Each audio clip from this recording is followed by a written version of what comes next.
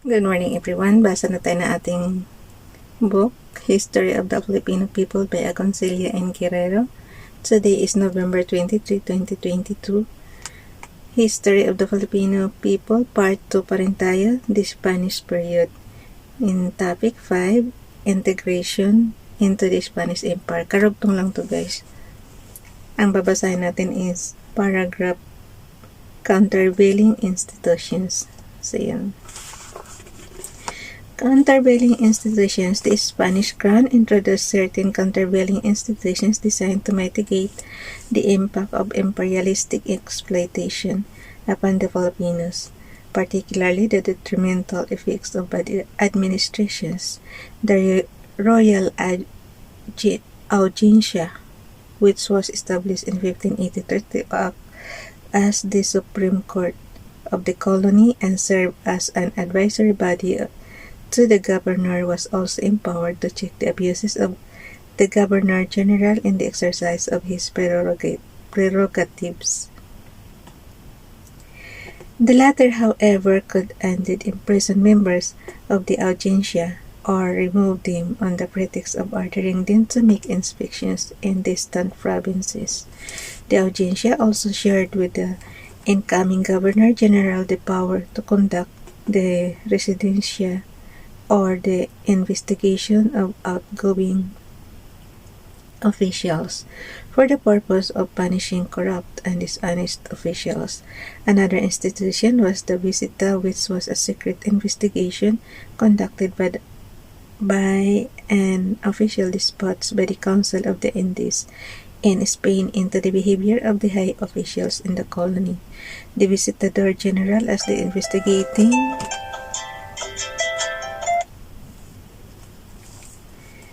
Ibig sabihin niya, gumising na raw tayo, inauna ako nagising. Ngayon pala ako pinagising ng alarm clock. Nauna ako nagising dyan. Okay, dito ulit natin ha. The Audiencia also shared with the incoming Governor-General the power to conduct the residencia to the investigation of outgoing officials for the purpose of punishing corrupt and dishonest officials.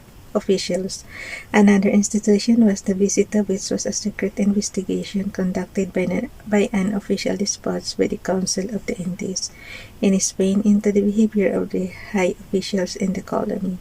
The Visitador General, as the investigating official was called, was empowered to remove, suspend, or impose penalties upon errant officials. Both the Residencia and the Visita, however, proved useless as a check to bad administration, for it was quite easy for errant officials to bribe the officials conducting the investigation or to get a reversal of the decisions rendered by the investigating officials through political influence either in the Philippines or in Spain. Provincial governments. There was little political organization during the first 3 decades or so of the Spanish regime.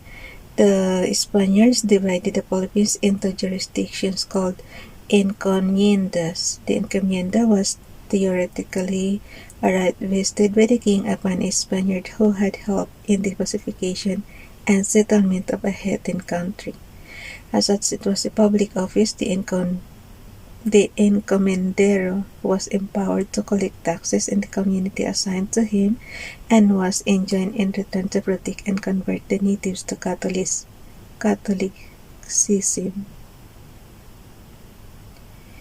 The abuses perpetrated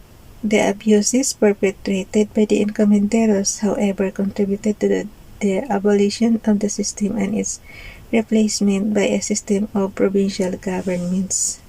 The Spaniards established 2 types of provincial administrations: the alcadia-mayor, or province where peace and order had already been established, was placed under a civil official called alcade-mayor. Corregimientos, or territories that had not been completely pacified or whose locations were strategic, were placed under the charge of corregidores, or military governors. These offices were appointed and open only to Spaniards.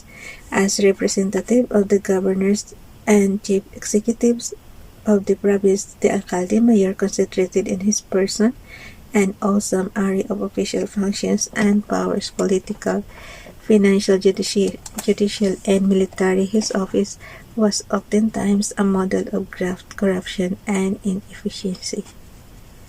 The Spanish social scientist Thomas de Comene ascribed this lamentable political situation to the fact that many provincial governors were former hairdressers, lucky sailors, adventurers, and deserters who had come to the Philippines with little or no background at all, only at amass wealth and property.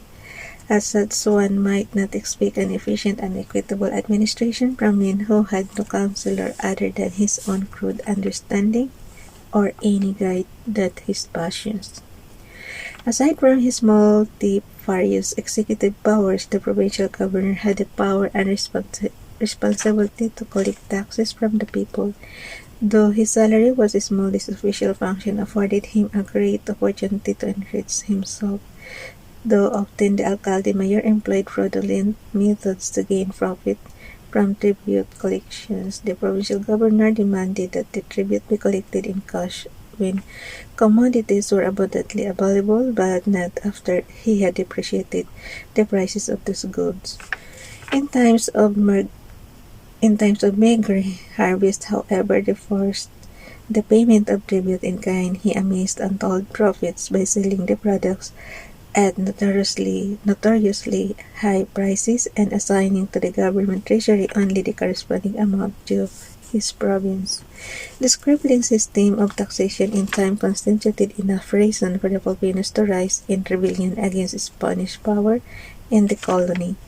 A royal decree in 1751 permitted the provincial governor to engage in trade, a privilege indulged to the commercio that virtually gave him a monopoly of commerce in the province. He not only dictated the prices of commodities in the province but also cornered the market for essential commodities by forcing the people to sell their produce to him and buy the same from him at outrageously high prices. The provincial governor was also a big money lender and usurer. He lent money he obtained from the obras pias and other loan agencies in Manila at excessive interest.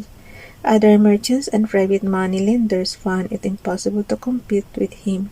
No one could question his illicit practices, for he was also the highest judicial official of the province and as such the only authorized interpreter of the law, a privilege he used to his advantage.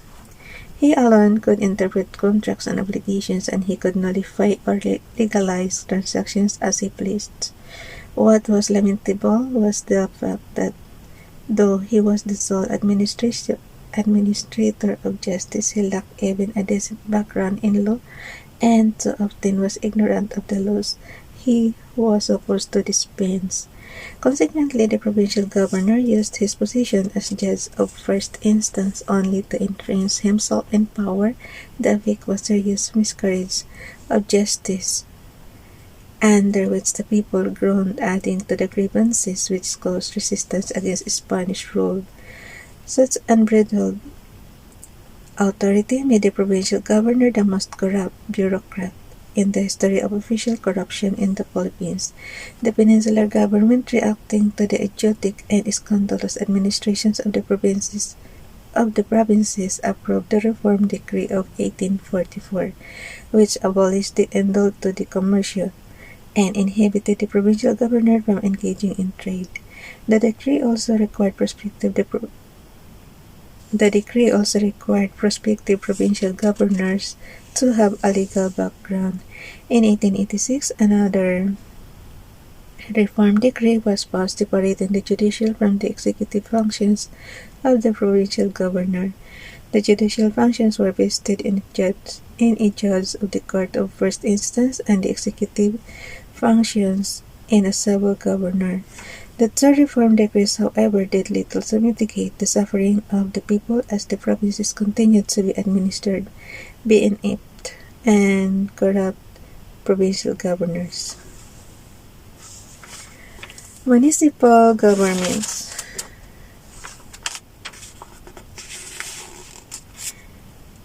The Spanish authorities assimilated the barangays, the pre-colonial units of government, because this strategy abated bitter resistance from the gobernados and rajas among the Filipinos.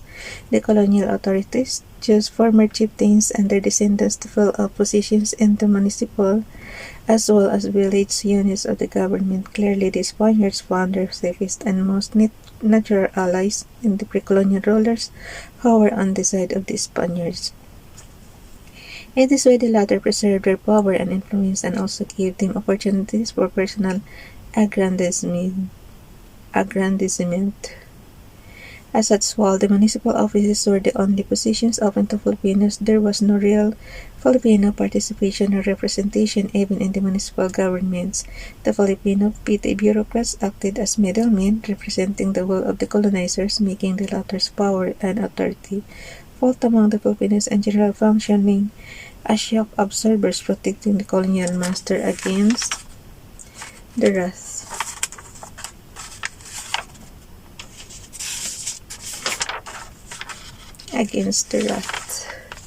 of their own oppressed people. Deplorably enough, by bolstering the Spanish rulers, the Spaniards also ensured the continuation of traditional ideas, religious superstitions, and pre-colonial forms of exploitation, the last becoming one of the bases of the feudal economy during the Spanish regime. The province was divided into several towns or pueblos, which were administered by petty governors or gobernadorcillos, the equivalent of today's town mayors. Its pueblo consisted of several villages or barangays which were placed directly under village headmen called cabezas de barangay. These key positions in the municipal government were open to Filipinos. During the early decades of Spanish rule, they were occupied by pre-colonial chieftains and their descendants. Later, the office of the gobernadorcillo became elective, while that of the cabeza de barangay remained an appointive office. The gobernadorcillo was not elected by the people but by an electoral board composed of the outgoing gobernadorcillo and 12 members of the Principalia. The Principalia was a body of prominent land-owning and property citizens of the village who could read, write, and speak Spanish. Indeed, the social and political aristocracy on the village level. Only members of the Principalia may aspire for positions in the municipal government. The law required the gobernadorcillo to maintain the municipal jail, take charge of public works, and administer justice in the town. See to it that the Casa Tribunal was adequately supplied with paper, desks, and men, and like a hotel manager, make sure that official visitors, travelers, and guests in the town were properly provisioned. Very often he complied with these obligations of his expense. His primary duty, however, was to supervise the collection of taxes due to the people's inability to pay taxes and the parish priests' padding of the town census. The gobernadorcillo found it difficult to make the tax collections tally with the estimates in the census, and in the circumstances, he had to pay the difference out of his own pocket. But there were compensations. He enjoyed the trappings of power and was an authority in the town, that is, with the consent of the prior. His family was exempted from the tribute and forced labor, and though his salary was meager, his very position afforded him many opportunities for enrichment.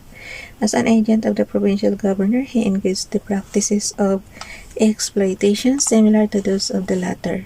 Undoubtedly, the cabeza de barangay and other municipal officials were no different from the gobernadorcillo in the universal abuse of power. Graft and corruption and gross incompetence were rampant from the provincial to the village level of the government. It was therefore impossible for the helpless victims to file complaints and grievances against erring officials. It was easy enough for any bureaucrat to wreak vengeance on anyone who dared complain. This anomalous situation engendered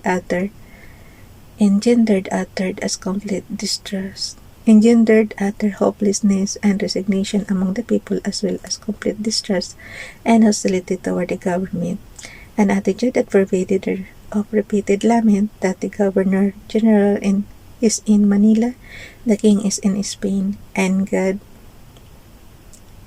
is in heaven, too far to minister to their needs and demands. The people, however, were not entirely quiescent